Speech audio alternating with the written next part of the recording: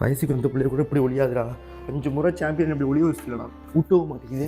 உங்களை நம்பி ஊருக்குள்ள உங்களுக்கு வச்சிருக்காடா. வந்துருவாங்களே. லைட்டை அமர்த்திட்டு சத்தம் இல்லாமல் இருந்துட வேண்டியதான்.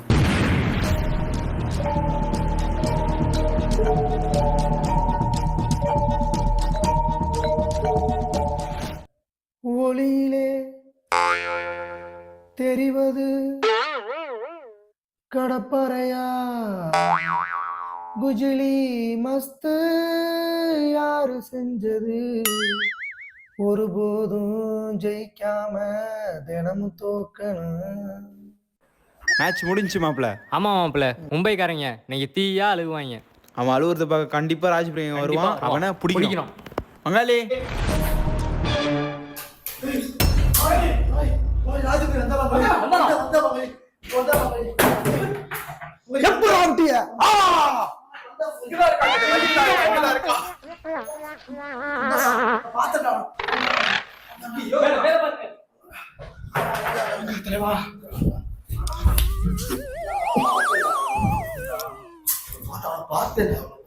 எப்படா விட்டீங்க?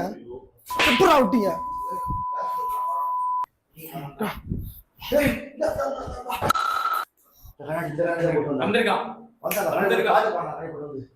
கண்ணாடி தான் வச்சுட்டு போயிருக்காங்க.